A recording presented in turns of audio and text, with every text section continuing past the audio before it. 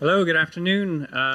It's my pleasure to be here with you today, and I'm going to talk, as Courtney said, about energy poverty.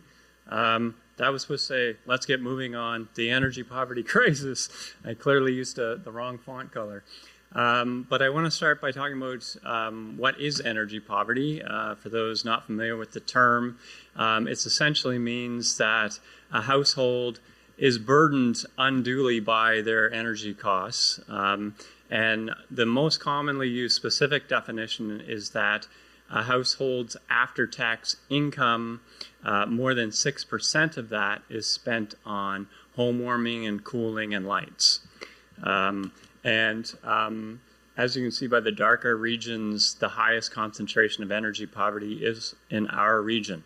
Currently, Nova Scotia's energy poverty rate is estimated to be at about 43%, which is about over twice the national average and the highest in the country. And a key reason for that is our dependency on home heating oil, which is a very volatile in terms of price and is quite high right now and ever since Russia invaded Ukraine. It has spiked a few times. So a few months ago, there was a clean energy task force that was enlisted and hired by the province of Nova Scotia, and they delivered 12 recommendations on changing the grid to a more renewable energy supply. And interestingly, recommendation number 12 was to address energy poverty. And they recommended looking at Ontario as a model. Ontario has a version of what's called a universal service program.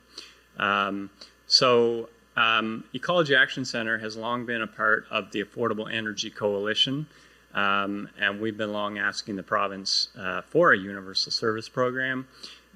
So we made some progress by allowing them to allow us to strike up a task force to address energy poverty. And that task force consisted of Nova Scotia Power, Affordable Energy Coalition, Ecology Action Centre, Clean Foundation, Efficiency Nova Scotia, and several other NGOs and 3 government departments. So it was, in other words, a broad representation. And we were able to enlist Roger Colton, who is 2 things. One, a world-leading energy poverty expert and an economist, and 2, one of the brains behind the Ontario program that Nova Scotia wanted to consider. And he basically did the work for us pro bono in putting together a recommendation for the province. Before doing that, we wanted to better understand the numbers behind energy poverty. And so we enlisted Narrative Research to do a study of people who are dealing with that situation of a high energy burden in the household. And we found, there's many numbers there which you probably can't read, but I'll highlight a couple. 72% of people living in energy poverty had delayed another necessity. For example, food and medicine were the most common ones for the sake of paying a power bill. And 63% of people living in energy poverty simply left the heat off at night and often had trouble sleeping as a result of the cold in winter. So it's a problem that's not just numbers. Roger Colton said that statistics are human faces with the tears removed. There's real stories and real impact on human beings behind the numbers. So after some extensive research looking at Nova Scotia's very specific energy grid, which has, as I said, a lot of home heating oil, quite a bit of electricity, some heating with wood and other sources, including gas. We came up with a universal service program proposal that consisted of 4 main points.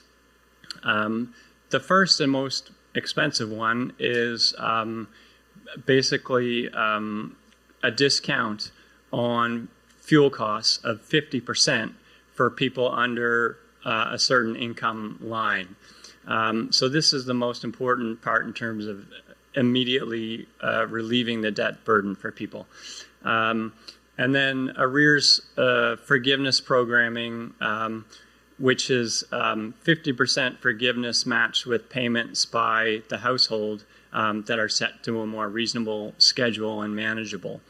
And then crisis intervention, because we know that many people who are living in energy poverty situations are also facing volatile work situations or unpredictable gig economy type stuff. And so when crisis arise, such as a personal injury or a health crisis, there's just no room for forgiveness there.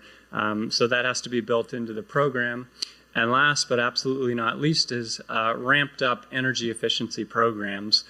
We have pretty good energy efficiency programs in this province. We actually have a lot of them. They're often pretty confusing for the user to figure out. It's not easy. So that's a big challenge. Ramping up those and targeting them specifically towards low-income households and tying them to these other three components. And what we found is that all this can be done, part of doing this actually also reduces the demand for existing relief programs, some of which do exist. So we think the net cost would probably be no more than $33 million at a high uptake rate for the province. That's something the province can afford, although we still await their answer on this proposal, which we released in May. But it's definitely something the province can afford, and we think it would lift almost 28,000 homes in Nova Scotia out of energy poverty. So it would have a significant impact and a significant reduction on that very high rate. However, it's not just, sorry for the heavy text there, it's not just a provincial problem, and it's not something that can be fully solved by the stroke of a pen. We think this is a problem that requires everyone's involvement. And by the way, we're at a city building conference, so I wanted to focus a bit on what some municipalities are already doing, both in other parts of Canada as well as here in Nova Scotia. And my main source on this is actually a podcast, so I want to shout them out.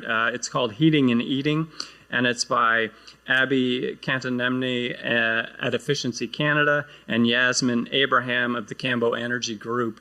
It's a really great podcast about energy poverty. As far as I know, the first one I know of that's dedicated to that subject. And they give a number of examples. And what runs through a lot of these examples is what you call a concierge service or a navigator program. For example, in Westminster, BC, what they do is have dedicated staff who are available for low-income households to help them navigate through all those many programs supporting electrification and better insulation, better household envelope or seal. So figuring out how people can save a lot of money on their energy bill through these multiple programs, but having someone on hand to actually help them through that process, find the financing they need. Oh boy. So that's the one, just one of many examples, and I don't have much time left, but here in Nova Scotia, in Bridgewater, there's an excellent program called Energize Bridgewater, where they have combined many elements of housing supports. And they work with a nonprofit housing provider on the South Shore to provide, there's a bunch of fanciness, but basically what they do is wraparound services.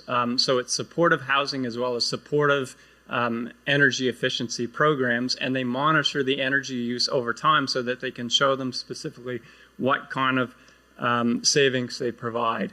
And the single most important thing they do is household visits. They actually sit down face-to-face with people and spend time with them to help them understand their own energy bills and where they're spending a lot and where they can save.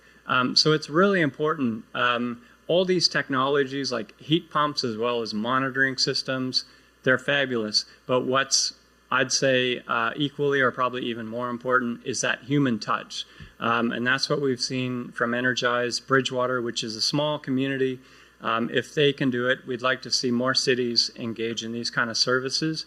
And something to keep in mind when we watch the mayoral debate later, I really hope they talk about what they will do to address the energy poverty crisis. Thank you.